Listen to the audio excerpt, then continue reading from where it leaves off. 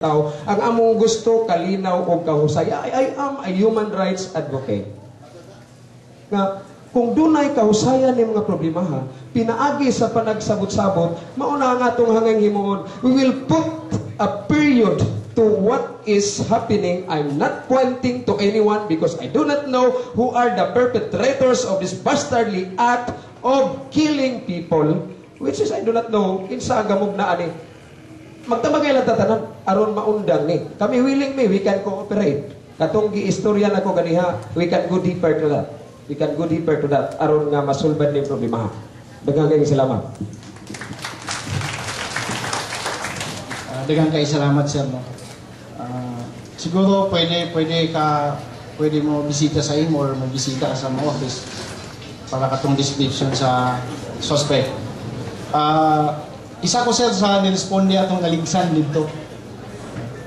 Tapos pag-agi sa rural atong nakaligis, nga nasakay na po itong patay lawas sa naligsan, i-escorta na po namo kauban ang patrol sa Leon Postigo. Pag-abot na mo dinhi, pag-abot na mo sa opisina, na ay nitawag, na ay ni-inform, na sir, na ay namatay daw sa Upper Iluman. Yung ko nga, narespondihan naman na muna, munang naligsan. Dili sir, na igipusin. Akong giorderan ang akong deputy. Balik dito. I-find out kung unsa katinuod ang nahitabo. So, nibalik sila diretso dito sir, sa crime scene. Unfortunately, pag-abot nila dito, wala na ang patayng lawas sa imong igsuon yata sir. Wala na sir. Tapos, murag 7 shots ang gibuyan sa perpetrators. Pero ang among na-recover na slug is, empty shells isa lang. Kaya, allegedly, gikuha daw sa mga naadito sa area. Oo, sir. Nagikuha ni mo, sir. So, right after atong ano is, process ang crime scene, tapos, atoon binato ang biktima. Pangitao nato ang biktima. Motong nisunod ni sa lumbo ang atong mga tao. So, moto siya inahitabo, sir. And, daghang kayo salamat sir nga willing ka mutabang para ma-solve ang para matagpi nato ba makita nato kung kinsa gyud or ma-picture out nato kung kinsa gyud perpetrator sa aning shooting dinhi sa Sindanan. Salamat kayo sir. Ko usa lang ko kapos nga igsoon taga Sindigan. Akong nasuta ang hitabo sa atong sa Sindangan. Usa kaya ni kadako. Ngalan sa palihog. Ngalan palihog. Ako si Boy Castillo. Ako bukutan na mo ni. Ano na ba'y action ang mga kapulisan o atong mga mayor o atong mga sangguniang bayan o labi na gayod ang ato ang congressman nga nanginahanglan ining hitabuan. Kay peace and order man ako yung kanon nga unsa inyong action sa nitabo kay ang daily action compresi lack an action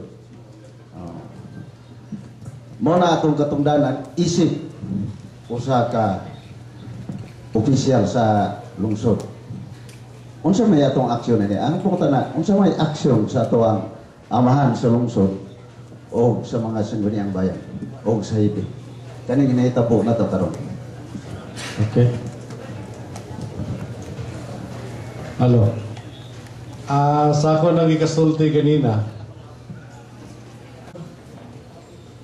atong pusil nga nahitabo dito sa CL Market. Nangayo nako og tabang sa atong Philippine Army nga mo-augment o personnel sa military nga mutabang pag patrolya diri sa atong lungsod. Sa ato nagikasulti nga ganina nga kulang kita og mga PNP personnel.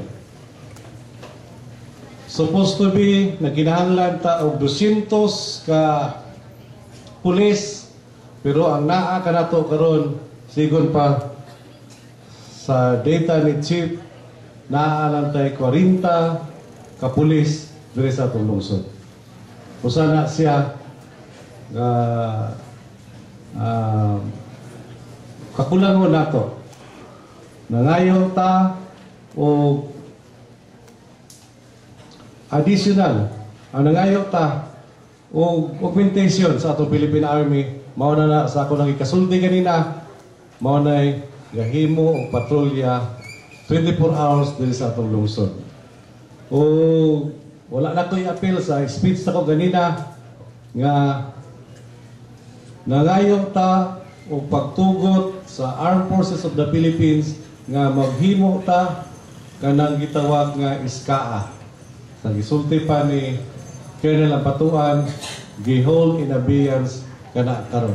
Usahon ta na siya sa lakang nga makatabang sa kakulangon nato sa atong pulis diri sa atong lungsod sa Sindaran.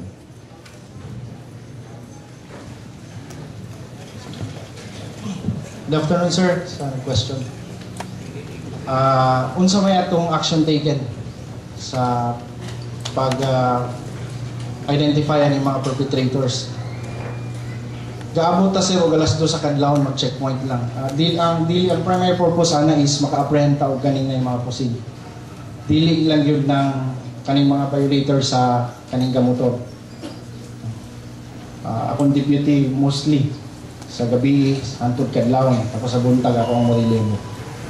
Muna atong action taken. We have limited number of intelligence personnel nga nailhan na pod kaayo sa mga personalities nga involved sa drug. So medyo dili na kay epektibo pero gatrabaho gyapon sila. Jointly, unsa may action taken sa mayor o sa chief of police. Si mayor from time to time kay patawag ko ani para naay duha ka incident nga nahitabo nga nakatabang si mayor no. Dili ni pag I am not dili ko politically inclined pinsa. Pero si mayor is nakaparehab ni siya duha ka bata o duha ka tao nga involved sa lulong na kay sa drugs. Sa effort ni mayor katong anak ni Ma'am Bermudez o katong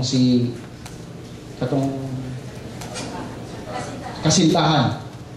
Iyan ang effort. Tapos katong na-mention ganina ni Konsehal Magallanes regarding sa list. Kami